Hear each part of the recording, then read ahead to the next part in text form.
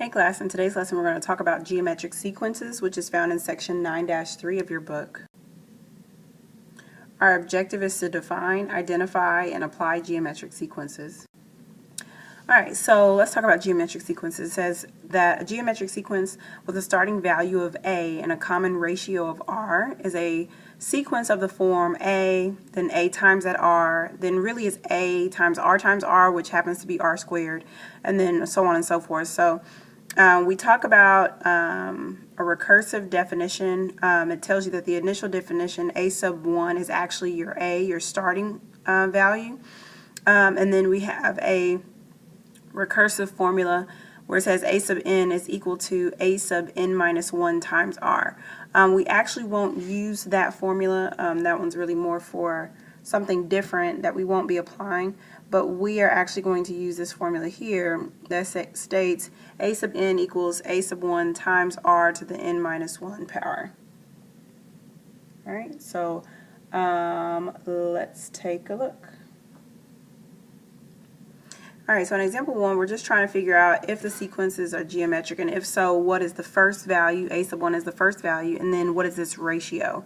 So we need to take a look at what's happening between the differences of the numbers. Okay, so remember, with geometric sequences, we're looking for a ratio, whereas when we were doing arithmetic, we were looking for differences. Alright, so if we have 3, 6, 12, 24, and 48, what's happening between the two? So from 3 to 6, I could say adding 6, or I could say times 2. 6 to 12 is also times 2. 12 to 24, again, times 2. So this is a geometric sequence. Its a sub 1 is 3, and its r, the ratio, is 2. Alright, if we look at the next one, we see 3, 6, 9, 12, 15. What's happening every time is that it's adding 3, so no, it's not a geometric sequence, it's actually an arithmetic sequence. And the last one, 3 to the 5th, 3 to the 10th, 3 to the 15th, 3 to the 20th power. A good way to show what's happening here is to take the second one and divide it by the first. You can actually do that with that first example too. So it's 3 to the 10th divided by 3 to the 5th. It's going to give you 3 to the 5th. And then let's try this one, 3 to the 15th divided by 3 to the 10th. Again, that's 3 to the 5th. And again, the last one, 3 to the 20th over 3 to the 15th. Again, that's 3 to the 5th. So yes, this is a geometric sequence. Its a sub 1 is 3 to the 5th. And its ratio, everything that we divided, was going to be 3 to the 5th power. And we are done. Let's go ahead and try the next one. Alright, again, so we're asking, is it a geometric sequence? So on the first one, we can see this one of two ways. I can see that it's adding 2, but I can also see it as being multiplied by 2. And throughout for the rest of that problem. So that a sub 1 is 2, and its ratio is also 2, because we're multiplying by 2. The next one, I'm adding 4 every time. So no, this is actually an arithmetic sequence. And then the last one, 2 to the 3rd, 2 to the 7th, 2 to the 11th, 2 to the 15th, if you divide each of those, you'll always get 2 to the 4th. So this a sub 1 is 2 to the 3rd, but its ratio is actually 2 to the 4th. Alright, let's keep going.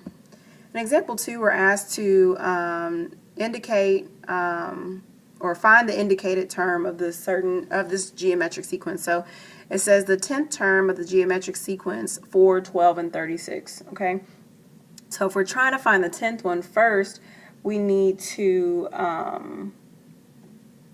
actually, let's see, the 10th term of the geometric sequence. Alright, so the things that you need for that formula, let's go back to the formula. The formula is a sub n equals a sub 1 times r to the n minus 1. Oops. Okay, so a sub n would be what it is at the 10th term. A sub 1 is our first term. R we need to find what the rate is, and again we know what n is because n is 10. So what's happening from 4 to 12 and 12 to 36? Well, we're going to get a rate of a ratio of 3. Okay, so when we substitute this in, we'll have a sub 10, which is what we're looking for, will equal a sub 1, which is 4, times the ratio, which is 3, to the n minus 1. Again, n is 10 because it's the 10th term, so 10 minus 1 is 9. So to do, let's see, to find this using scientific notation, not scientific notation, sorry, but order of operations, we'll have 3 to the 9th power first, which will give you 19,683, and they're going to multiply that number times 4, and we will get 78,732. And it's expected that we're going to get a really large number because think about it, you are multiplying these numbers each time by 3, not adding but multiplying, so that makes sense. All right, let's try the next one. All right, so it says, what are the indicated terms of the geometric sequence? So it says, what are the second and third terms of the sequence? So we have two blanks and then a negative 54. All right, so again, we're going to start by finding what we have. So again, this is a sub n equal to a sub 1 times r to the n minus 1. A sub n in this case, we're going to use the 4th term because that's what's given to us. So we're going to use 4, n is equal to 4. A sub n is equal to negative 54. And then of course we're going to need our rate.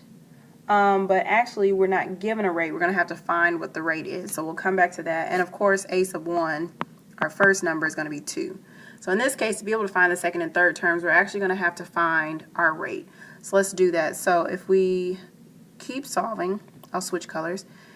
A sub n is going to be negative 54 equal to 2 times r to the n minus 1, which is going to be 3. So when you divide by 2 first, that will give us negative 27 equal to r cubed.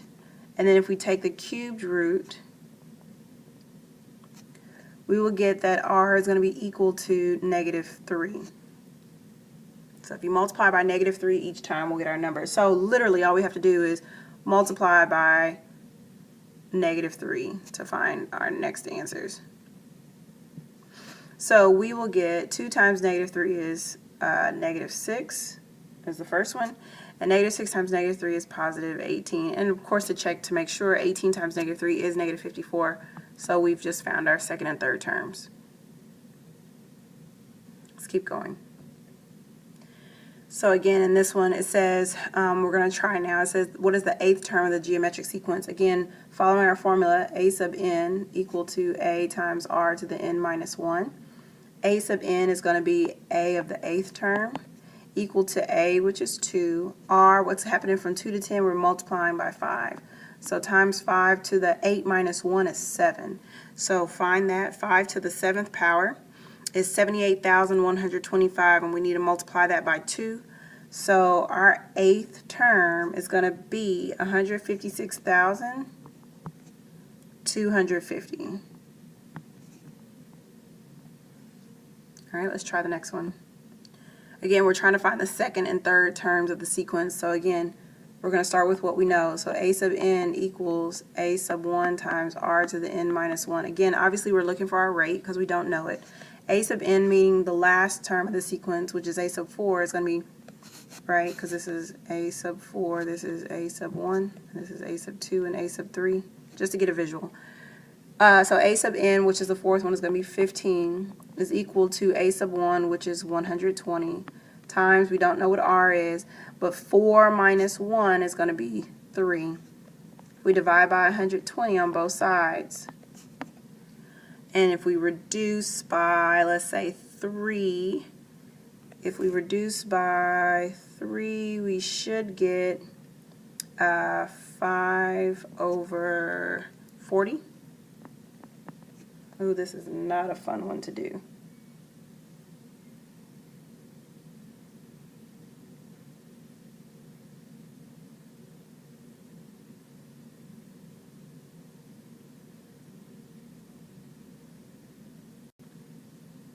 All right, let's keep going. And actually what I'm going to choose to do is, instead of reducing that way, I'm just going to change it to a decimal. You'll see that it works out pretty nicely in just a second. So 15 twentieths is, or 15 1/20ths is really 0.125, and this is going to be equal to r cubed. Again, we need to find the cube root to find what our ratio is. And so r will actually equal, and this is nice, r is going to equal 1/2. So then all we have to do is take half of each of these numbers. So half of 120 is going to be 60, half of 60 is 30, and of course half of 30 is 15. So we found our second and our third terms. Well, let's keep going. All right, in our last example, example 4, we're going to find the geometric mean. And it's actually a little bit easier. There's a very simple formula to follow. To be able to find the geometric mean, all we need to do is say that the first value is x, the second value is y, and so the geometric mean